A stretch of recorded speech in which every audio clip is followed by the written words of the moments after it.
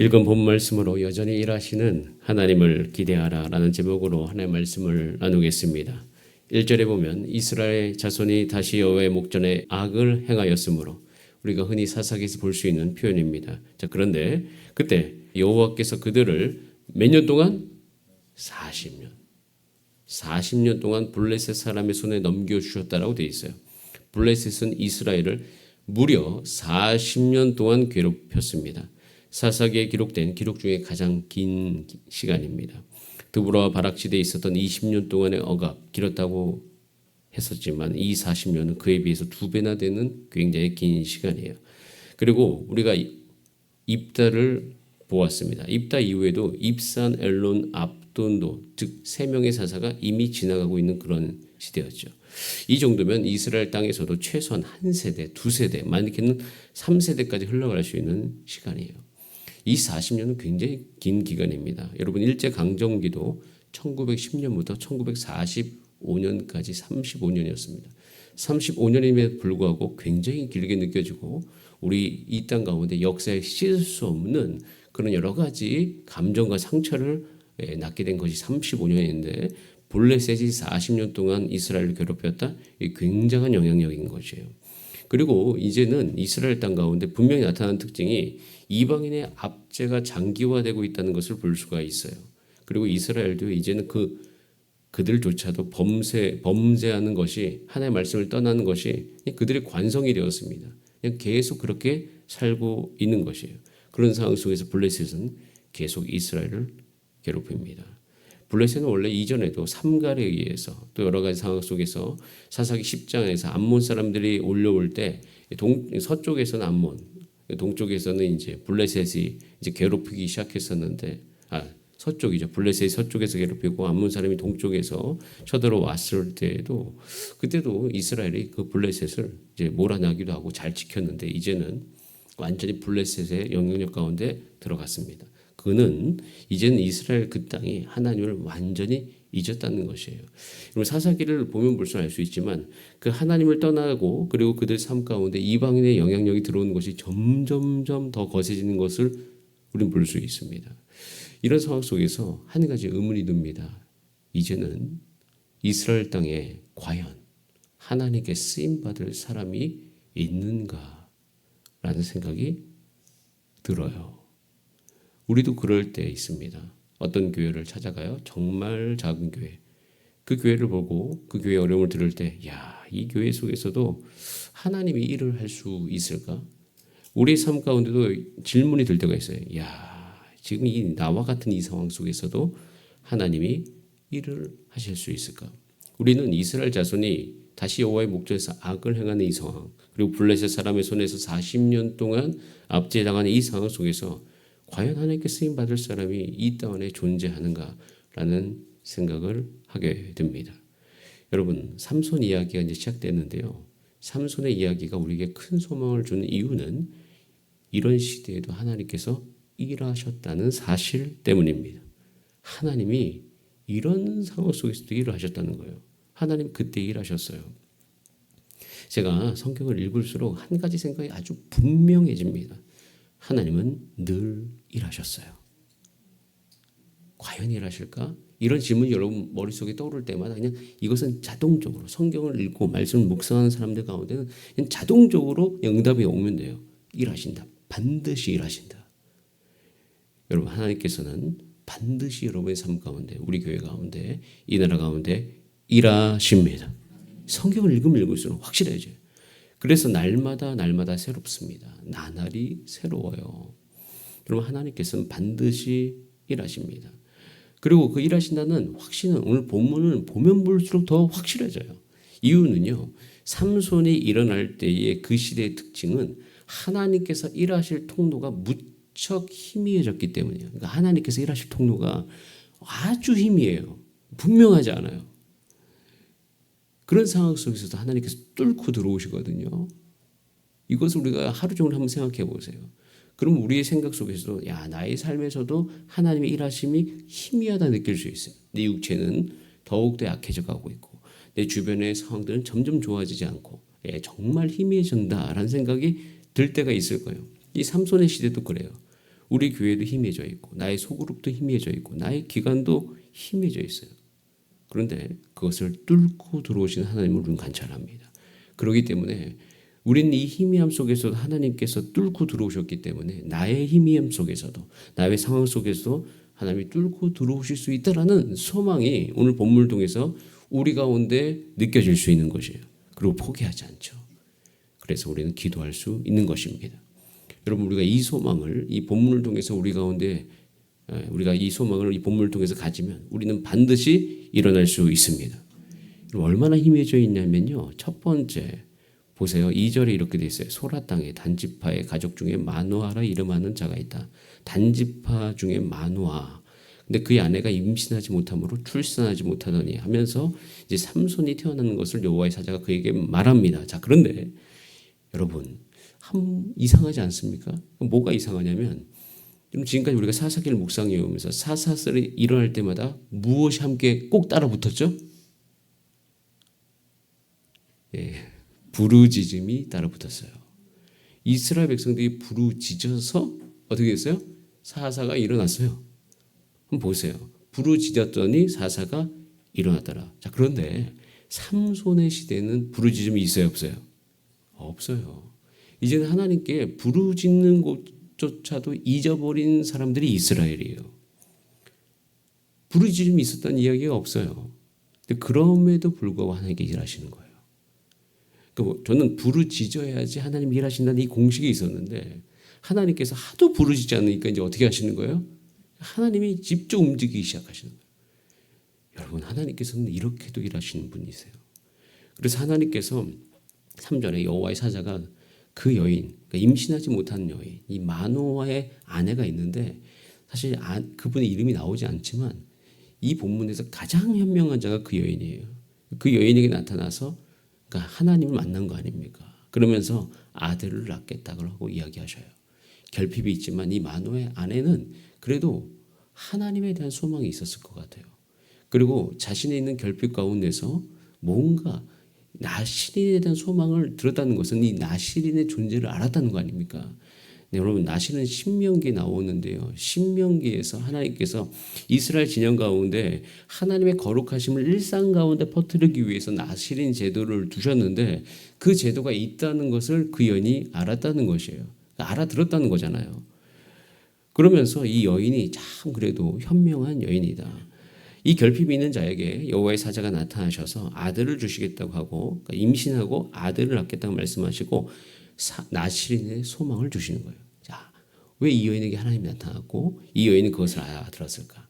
이 여인이 이것에 대한 소망, 아들에 대한 소망을 갖고 있었는데 딱 그 소망 가운데 이 나신에 대한 이야기를 들었을 때 그 여인이 나신에 대한 소망을 가졌고 동시에 하나님도요. 이 사사시대에도 이 나실인 즉 거룩한 백성에 대한 소망을 포기하지 않으셨다는 거예요. 여러분, 여러분이 어려운 시기에도 거룩하게 살고자 하는 그 마음 하나님이 보시면서 야 나의 마음을 시원하게 하는 자가 저기 있구나. 하나님은 결코 하나님의 백성이 거룩하게 사는 것을 포기하지 않으십니다. 지금은 포기할 만도 한데 포기하지 않으셔요. 이게 딱 맞아떨어지는 거예요. 그러면서 하나님께서 야, 내가 저곳을 통해서 다시 일을 시작해야 되겠다라고 작정을 하신 것이에요. 그래서 그 여인에게 나타나서 아들을 낳겠다고 하고 자 4절 말씀 같이 읽어볼까요? 4절 시작. 그러므로 너는 삼과 포도주와 독주를 마시지 말며 어떤 부정한 것도 먹지 말지니라. 가나안 땅에서 정착하는 이스라엘 향해서 언제나 이 소망을 변치 아니하시는 하나님. 하나님의 말씀을 묵상하고 여러분 최선을 다해서 하나님이 이스라엘 한 곳에 전문성을 기르고 그 땅 안에서 거룩하고 정직하게 살면서 선한 영향력을 흘려보낼 그런 소망. 여러분 하나님께서도 그 소망을 놓지 않고 계시니 여러분 평생에 그 소망이 여러분 삶 가운데 늘 유지되어지기를 소원합니다. 그분들이 바로 여러분들 되기를 원합니다. 예, 13장을 읽어보면 마노의 아내가 나온다고 되어 있잖아요. 그 존재가 그 시대의 소망이었던 거예요. 하나님께서 소망을 알고 계십니다. 그래서 그 마노아의 아내를 통해서 일을 하고 계시죠. 그러니까 사사시대에는 부르짖음도 없는 그런 하나님이 일하실 공간이 점점 희미해져 가고 있고, 그리고 이름도 없는 그 여인, 그 여인을 통해서 하나님께서 이 땅 가운데 드러나기 시작하시는 것이에요. 여러분, 여러분의 존재를 통하여서, 여러분의 삶을 통해서 하나님께서 일하시기를 늘 기도하시고 소원하시기를 간절히 바랍니다. 내 스스로 내가 이렇게 희미한 존재이고, 내가 부르짖지도 별로 안 하고, 그러면서 내 스스로를 통해서 하나님의 일하심이 분명하지 않다 이렇게 생각할 때 저는 이 말씀을 통해서 오히려 그럼에도 불구하고 여전히 소망을 가질 수 있으니 오늘도 다시 주 앞에 나아가서 주님 나를 통해서 반드시 일하여 주시옵소서. 우리 교회를 통해서 이 땅 가운데 하나님의 성결함을 나타내 주시옵소서. 기도하는 소망 우리 가운데 일어나게 되기를 간절히 소원합니다. 특별히 저는 이것을 보면서 우리 교회 교육기관도 묵상해 봤습니다. 우리 교회 교육기관도 굉장히 희미하고, 사실 제가 처음에 왔을 때 그 어떤 한 특정 연령은 거의 없어요, 사람들이. 그러면 그 안에서 하나님이 뭔가 일하시는 것이 희미하잖아요. 물론 지금도 선명하다고 볼 수가 없어요. 교사도 부족하고 여러 상황 환경 가운데 전도할 수 있는 내재적 힘, 아이들을 전도하는 것, 그들이 그냥 나와주는 것만 해도 감사한데 그 아이들을 언제 훈련해가지고 전도하고 친구를 섬기게 할까 이런 생각하고 있으면 답답하기도 하고 희미하기도 해요. 그런데 하나님께서 반드시 일하실 것을 기대합니다. 여러분, 그래서 날마다 하나님 반드시 일하시니 이것을 소망을 가지고 늘 기억하고, 이 시대에도 나시린의 제도, 민수기 6장에 있는 나시린을 기억하겠다는 것은 너무나 놀라운 것이에요. 이 자체만으로도 우리 가운데 큰 메시지를 던져주고 있는 것입니다. 이것을 우리가 받아들여서 오늘도 소망하시기를 바랍니다. 이 정도 부르짖음이 없을 정도로 희미해요. 그리고 또 뭐가 희미하냐면 하나님을 몰라요. 하나님이 나타나셨는데 이게 하나님인지, 그리고 또 여자를 통해서 나타나니까 다시 또 확인하려고도 하고, 그분이 도대체 누구인가 그러면서 계속 이름을 묻기도 하고, 그분이 그럼 우리가 어떻게 아이를 길러야 되겠습니까? 나실이냐 얘기했는데 사실 잘 모르니까 또 확인을 하고, 이런 어떤 일들이 13장에서 계속 나오는 것을 볼 수가 있어요. 그러니까 여호와를 몰라도 하나님이 일하실 수 있는 것이에요. 그래서 결국에는 이런 어떤 희미함 가운데서도 삼손은 태어나고, 자 24절 말씀 같이 읽어볼까요? 시작. 그 여인이 아들을 낳음에 그의 이름을 삼손이라 하니라. 그 아이가 자라매 여호와께서 그에게 이런 불완전 속 희미함 속에서도 하나님이 여전히 나타나셔서 그 삼손을 태어나게 하시고 복을 주십니다. 자, 그런데 여러분, 삼손의 이름의 의미를 아십니까? 삼손은요, 작은 태양이다라는 뜻을 갖고 있습니다. 저는 그래서 원래 이제 이런 이름들이 어떻게 지어졌는지를 한번 그래도 쭉 살펴보잖아요. 그래서 삼손의 이름의 어원들에 대해서도 또 보게 되었는데, 여러 가지 이제 책들을 보고 또 연구 자료를 봤는데, 많은 연구 자료에서 한 가지를 이야기합니다. 삼손이 우선 작은 태양인데, 그럼 이 왜 작은 태양이라고 이름을 했을까? 물론 이스라엘 어둠 가운데 삼손을 통해서 없어지기를 바라는 마음으로 그렇게 지었을 수도 있는데, 여기 보면 25절에 그가 움직였던, 그가 살았던 어떤 배경이, 지명이 나오는데, 그 지명이 소라와 에스다올 사이의 마네단이라고 나오죠. 자, 에스다올과 소라에서 또 얼마 떨어지지 않은 곳에 한 도시가 또 있어요. 도시 이름이 베세메스라는 도시가 나오는데요. 그 도시의 특징이 그 이름 자체가 뭐냐면 태양의 집이다라는 거예요. 근데 얼마 떨어지지 않는 그곳이 어떤 곳이었냐면 그때 당시에 태양의 신을 숭배하는 종교의 중심지였어요. 그래서 이 어떤 이방 종교의 영향력이 이 이스라엘 안에 지금 완전히 가득 차 있는 것을 알게 되어집니다. 다른 말로 얘기하면 이 삼손조차도요, 사실 여호와의 영에 의해서 움직이기 시작했지만, 이제 여러분, 저는 이 13장 25절과 14장의 첫 절을 읽어보면 정말 헷갈리거든요. 이게 말이 앞뒤가 안 맞아요. 여호와의 영이 그에게 나타나서 움직이기 시작하면 이제는 본인조차도 나시린처럼 살고 싶어 하잖아요. 그런데 삼손의 욕구는 완전히 다른 곳에 있어요. 삼손이라는 인물은 하나님께서 여전히 일하시는 존재이긴 하지만 그의 모든 육체적인 그 욕구는요, 이방 종교의 존재가 남아있는 듯한 그런 모습을 삼손이 우리 가운데 보여줘요. 굉장히 불완전하거든요. 근데 그 불완전 속에서도 하나님께서 이 삼손을 통해서 어마어마한 일을 하시는 것을 보게 되어져요. 그러면서 이 상황 속에서 저는 하나님 아버지의 마음이 느껴져요. 하나님께서 얼마나 이스라엘을 사랑하시고 이스라엘 땅 가운데 거룩하기를 원하시고 이스라엘이 이방 압제로부터 벗어나기를 원하시는가. 여전히 이 삼손 자체도 불완전한 상태 가운데서 하나님의 영이 임하여서 그 일을 하고 있는 것을 보고 있으면서 이렇게 하나님의 말씀으로부터 완전히 떨어져 있어가지고 그들이 하나님의 영에 의해서 일을 하고 있음에도 불구하고 이방 종교의 영향력이 아직도 그의 인생 가운데 남아있는 그 삶. 이것을 보면서 하나님께서 우리를 어디로 인도하시는지가 느껴집니다. 여러분, 저는요, 이 사사기가 옛날에는 인물이 정말 멋있다. 특별히 삼손 같은 인물은 영웅 중에 영웅 아닙니까? 대단한 사람이잖아요. 그래서 삼손같이 되게 해주세요. 힘만 세게 해주세요. 막 이렇게 예전에 어렸을 때 기도한 적이 있어요. 삼손이 왜 매력적이었냐면 힘이 세서 나도 삼손과 같은 힘을 갖고 싶다 이런 생각을 했는데 이제는 저 그런 생각 안 합니다. 삼손과 같은 힘, 이거보다 더 중요한 것은 뭐냐면 여호와의 율법이 내 삶 가운데 와서 다시 어떻게 해요? 레위기가 신명기 같은 삶이 회복이 되어지는 거예요. 그럼 나중에 보세요. 이스라엘이 이렇게 사사기적 삶을 또 열왕기 상황을 다 지나가다가 역대 상황이 시작되어집니다. 그리고 그 사이에 느헤미야, 에스더서도 나오고 느헤미야와 에스라가 나오면서 언제 하나님께서 이스라엘 백성을 다시금 그때 이 출애굽기 직후의 시대 가운데 보여주던 영광 가운데 들어가게 하시는가? 그것은 그들이 이스라엘 백성이 하나님의 말씀으로 돌아왔을 때예요. 그래서 그들이 여호와의 율법을 묵상하면서 온전히 하나님 위해 살아가기로 결단할 때 그때 다시금 이스라엘 가운데 새로운 부흥기가 열리는 것을 보게 되어지는 것이에요. 그래서 오늘은 두 가지 생각하셔야 돼요. 하나님이 불완전한 속에서도 반드시 일하실 것입니다. 근데 그 일하심 속에서 우리가 넉넉고 여기서 괜찮다 생각하면 절대 안 됩니다. 우리의 마음은 어디로 가야 돼요?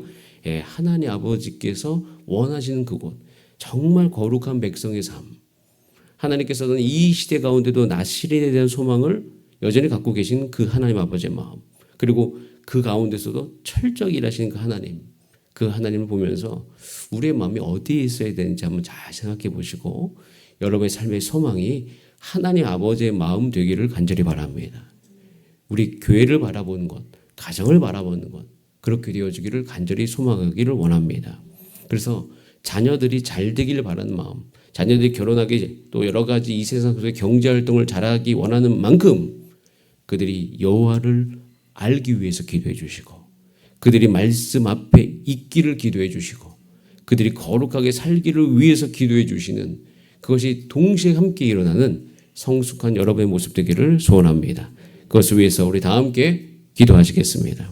자, 이 시간 기도할 때 주여 우리 가운데 있는 산지되어 있는 문제가 있습니다. 그 문제를 갖고 주 앞에 아뢰입니다. 주님 그 문제도 주여 해결해 주시되 우리가 또 한 가지 그 문제와 함께 같이 간절히 바라는 것은 하나님의 거룩한 백성이 이 땅 가운데 일어나기를 소원하는 것이에요.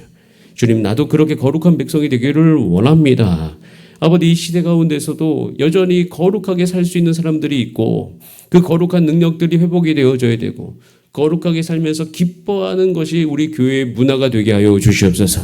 우리 교회를 통해서 그것이 드러나게 하여 주시옵소서. 특별히 우리도 그렇게 훈련시켜 주시고 일어나는 청년 세대 그 이하의 모든 세대들이 그런 세대가 일어날 수 있도록 주님 여호와를 아는 세대가 일어나게 하여 주시옵소서. 자, 우리 다 함께 주여 한번 부르신 다음에 합심으로 기도하시겠습니다. 주여